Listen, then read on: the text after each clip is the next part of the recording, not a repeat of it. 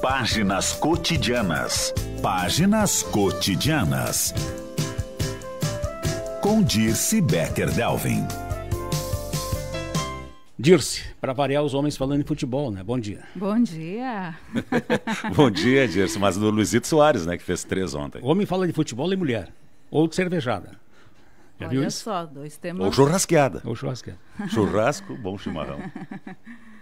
Bom dia, Paula, Renato, Bruno, que cuida da parte técnica, e bom dia para você que me acompanha. Então, eu vou falar sobre uma questão que eu achei muito interessante. Faz umas 2 semanas eu participei de um podcast da Banda Rosas, e nesse podcast eles escutam histórias de vida.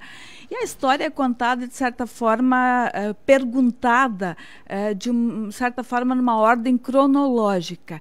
E eu achei muito interessante essa experiência, tu contares a tua história de vida para outra pessoa respeitando certa ordem cronológica, pensando na tua infância, na tua adolescência e depois nas principais decisões que tu tomasses na vida adulta.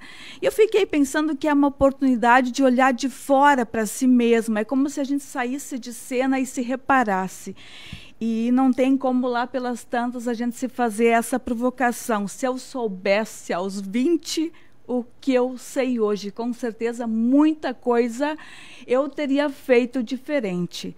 Mas depois eu fiquei pensando que se a gente gosta de ser a pessoa que a gente se tornou nos mais diversos âmbitos da vida, né, na vida pessoal, profissional e social, a gente precisa ter em mente que tudo isso resulta das escolhas, das decisões, das atitudes do passado, mesmo que elas tenham sido desacertadas, né? Porque todo mundo comete erros e tropeça na vida, principalmente quando faz alguma coisa pela primeira vez.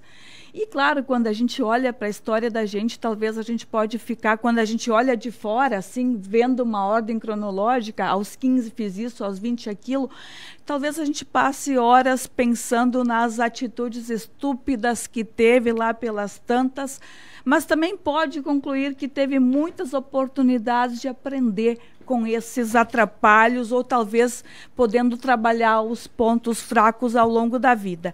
E é interessante porque eu vinha pensando nisso, fui na Feira do Livro em Porto Alegre e achei um livro justamente que fala isso, Se Eu Soubesse aos 20.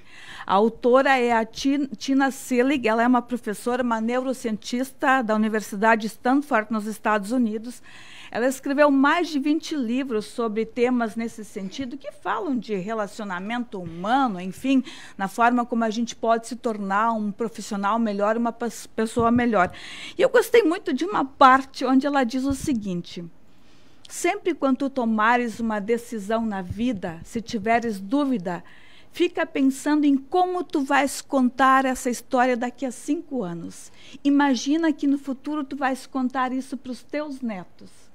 Terás orgulho da decisão que tomaste? Sentirás algum constrangimento?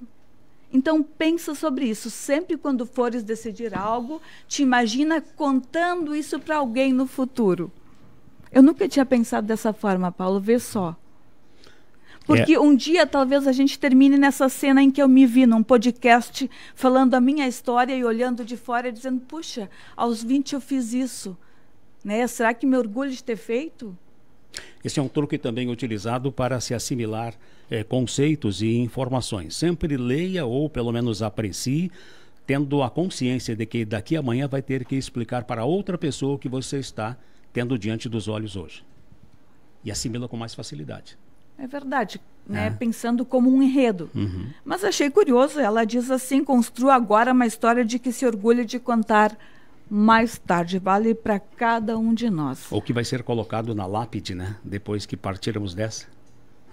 Também. Essa é uma boa provocação. Qual seria a frase que te resume? Mas eu olhei para a minha história e pensei nisso, né? O que talvez teria feito diferente, mas também não como um consolo, vale para cada um de nós. Tu és aquilo hoje, é resultado do que tu fizeste no passado. E se tu gostas de ser quem és, então até os teus desacertos fizeram sentido, desde que tu faças diferente agora, não é? Cada um de nós não é apenas uma situação efêmera, é uma situação permanente que vai deixar um legado. vai deixar um legado. E é um ser em construção pronto, a gente não vai estar, né? A completude seria a morte. Enfim, qual é o legado de cada um de nós? Legal.